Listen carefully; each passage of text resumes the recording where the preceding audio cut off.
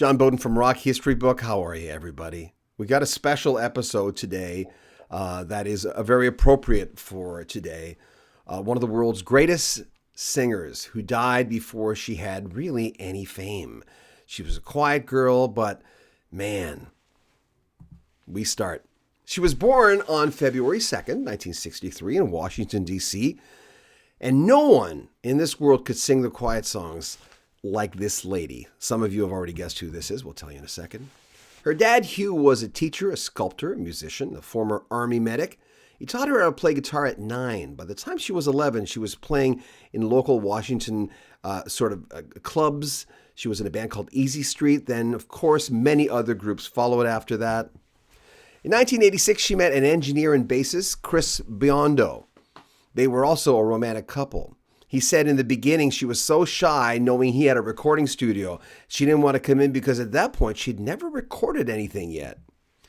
Once she sang, Biondo says, a lot of people take lessons to learn music theory and how to do harmonies. She could just do it.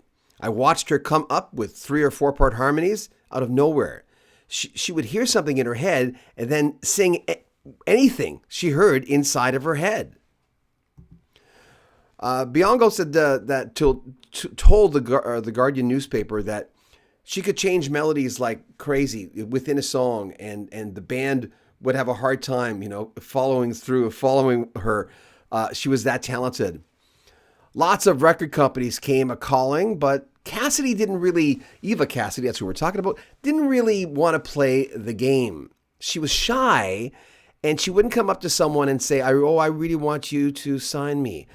A record company exec once asked her, what kind of music do you want to record? And she responded, anything but that pop crap.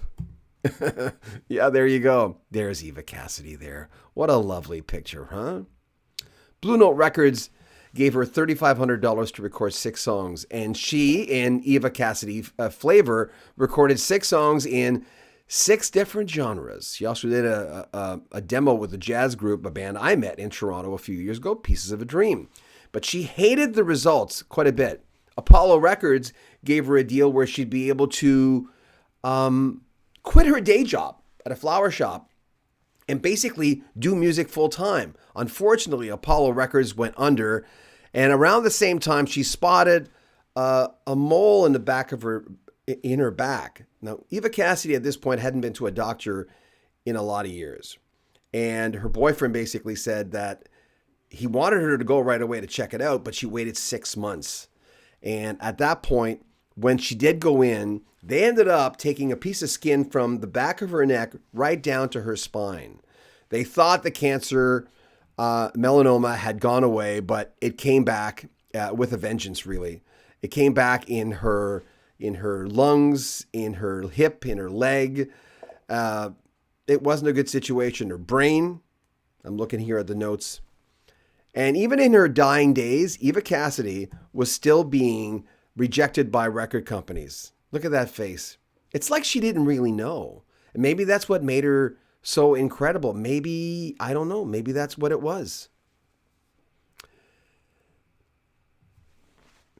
The posthumous stuff came with Blick Street Records, a label that was basically promoting jazz instrumentals and Celtic music. This lady, Grace Griffith, she was a folk, you might know her music, she's quite popular, folk Celtic singer. Got to know Cassidy after she noticed Cassidy at some of her shows. Then she heard Cassidy's talent and heard about the illness as well. So she told Blick Street president Bill Straw, I'm afraid we're going to lose her. We need to do something about this.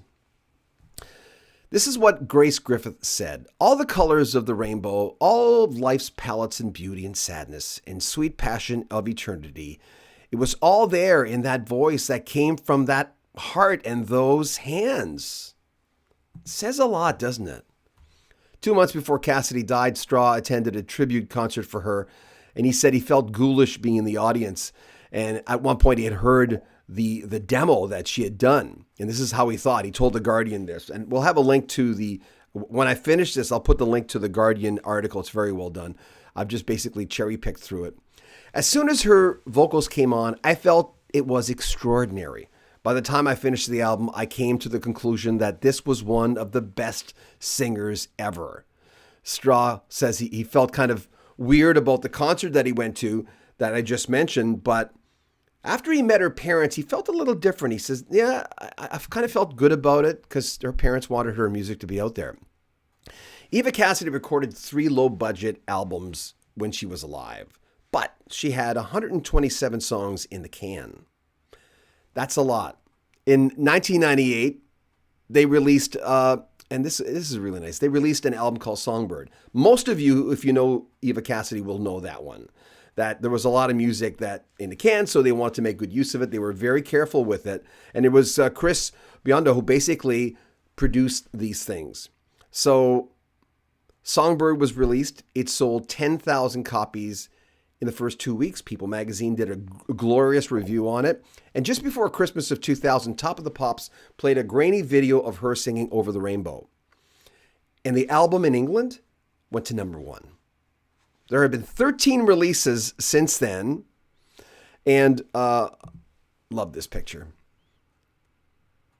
By the time, like I mentioned, Biondo produced everything, but he's being very careful. He said there's some of those 127 songs that you probably wouldn't want released. And he had this beautiful thought that he told The Guardian. Again, when I'm finished, I'll put the link to the great story that came out last December. He said, I have this daydream about Eva. Every once in a while. In the dream, she isn't dead, and she's as loved as she is now. I see her singing in this little restaurant that's behind my house. Maybe 40 people can fit in there. She plays there every single night, and people pay a lot of money to see her. And they're quiet, which was one of her complaints. They played at a Leonard Skinner bar once, kind of a Leonard Skinner type bar. And the owner of the people were starting to leave, and the owner of the bar came up to Eva Cassidy and the band, and he said, I will pay you to go home. That, it just wasn't working out. People were just talking loud. So Biondo says in his dream, and they're quiet, and they really listen, and to her, that would be heaven. Some of the songs that you may want to check out if you don't know her, and if you do know her, you'll probably agree with this. A lot of great songs. Over the Rainbow, People Get Ready, Imagine, Fields of Gold, What a Wonderful World. Her interpretations are wonderful. Songbird, Time After Time. Eva Cassidy died of melanoma cancer November 2nd, 1996. That's 26 years ago. She was only 33 years old. Here's one of the last pictures of Eva. She was painting murals in her house. At one point, she went on a ladder and she kind of felt something in her hip. And she knew something was wrong. It just didn't feel right.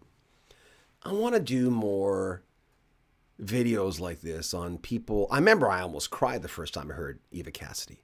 I couldn't believe it. I was like, who is this? Like, seriously. One of the greatest singers that I've ever heard in my life. And I want to thank all the people who came on here. Thanks for... we want to have some, it's a sad story, I know, but I also want to have, I'll make sure my mouse works here. There's my mouse. Okay. Life Track, oh, I loved her. Over the Rainbow, have most CDs. There's a lot of them, huh? Oh, buy her live DVD, Life Track says. The Attic Radio, Supreme Artist, Somewhere Over the Rainbow and Fields of Gold stand out. When I play on my player, I get transported. I don't know where. Well said. Yes. I was talking to Henry Gross yesterday. The guy who gave us Springtime Mama and the song Shannon, the slow song about the dead dog. One of my favorite songs. And he said, that's what you do. You try to do. You try to bring someone someplace. Oh, Katie Malua. Yeah. I played her, Katie, many times. Sings a nice tribute. Karen Tarr, so very sad. Thanks, Karen, for coming on. I listen to Songbird all the time. Vegetable Tube. Life Track, What a Wonderful World, also very good. So true. The best, Life Track says. Please like our video, enjoy, and I can't tell you how I love being on this channel. I can't tell you how every single day when I come on here and do a thing that's poignant to the day, because she died on this day. right? It's the anniversary of her death today. And November 2nd, 1996, 26 years ago. I remember the first day, I know what I was doing when someone sent me an MP3 of her music and said, do you know about her? And I didn't.